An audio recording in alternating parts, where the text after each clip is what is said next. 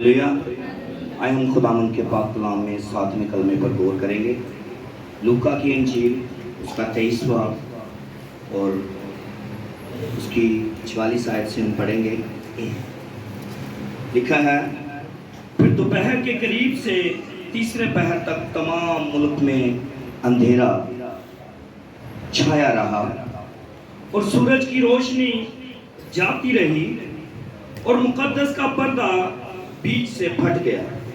پھر یسوع نے بڑی آواز سے پکار کر کہا، اے باپ، میں اپنی روح تیرے ہاتھوں میں سونپتا ہوں، اور یہ کہہ کر دم دے دیا۔ خداوند کے کلام کے پڑھے سنے جانے پر خداوند کی خاص برکت ہو۔ آمین۔ وقت بہت زیادہ ہو گیا اور آپ بیٹھے ہیں، ہم اس بات کی رسپیکٹ کرتے ہیں اور آپ کا شکریہ۔ سب سے پہلے میں خداوند کا شکر گزار ہوں جس نے مجھے یہ موقع دیا، اور اس کے بعد اپنے استاد جی پاسٹر یوسف کا، جنہوں نے مائک دیا اور بولنے کے لیے وقت دیا۔ تو خداوند کے کلام کی طرف اس کلمہ میں سے غور کریں گے 3 باتوں پر۔ بڑی آواز سے پکارنا، اپنے آپ کو خدا کے ہاتھوں میں سونپنا، اور تیسری بات اس کلمہ میں ہمیں مسیح کا اختیار نظر آتا ہے۔ پہلی بات کو ہم بڑے غور سے دیکھتے ہیں، مسیح نے بڑی آواز سے پکارا۔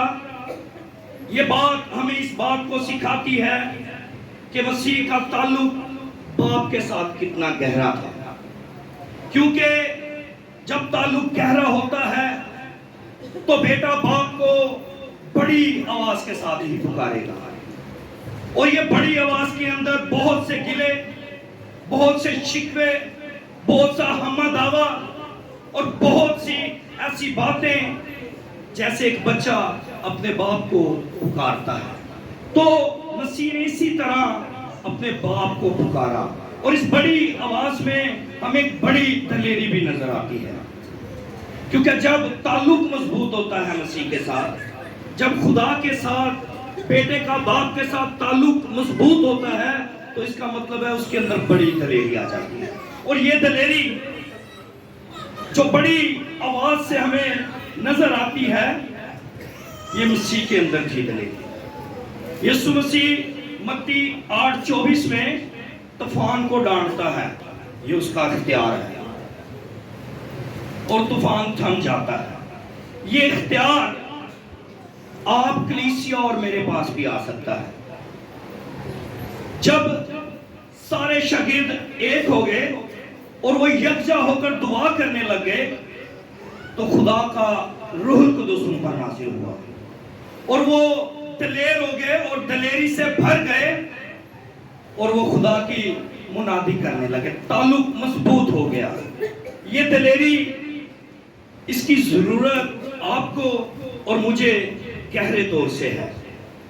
اور دوسری بات، اپنے آپ کو خدا کے ہاتھوں میں سونپنا۔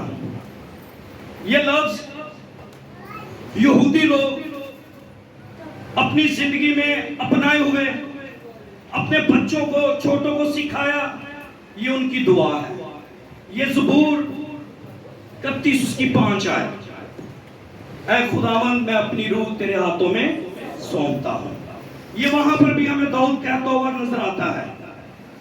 اور سٹیفنس اعمال کی کتاب میں 7:59 میں وہ بھی یہ کہتا ہے، خداوند یسوع مسیح میری روح کو قبول کر، جب اس کو سنسار کیا جاتا ہے۔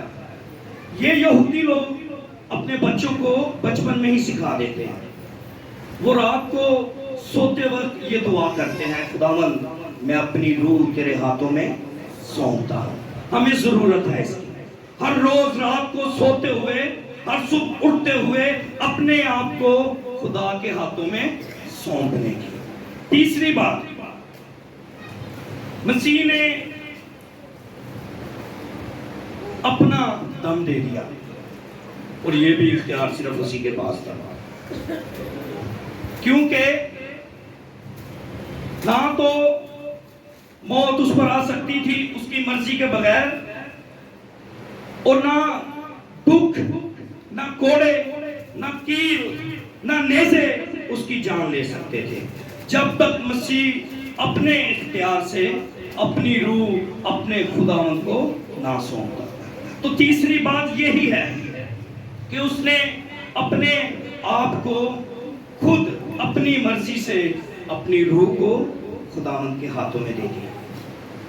اور اس کی بھی ہم کلیسیا کو ضرورت ہے. ہم مسیح کے اختیار کو پہچانیں. اس سارے سلسلے میں پہلے کلمہ سے لے کر 7ویں کلمہ تک جتنا پروسیجر ہوا، ابلیس چاہتا تھا یہ نہ ہو. ابلیس چاہتا تھا کہ مسیح دکھ نہ اٹھائے، کوڑے نہ کھائے، صلیب پر نہ لٹکایا جائے، اس کی پسلی میں نیزہ نہ لگے، ہاتھ اور پاؤں میں کیل نہ لگے.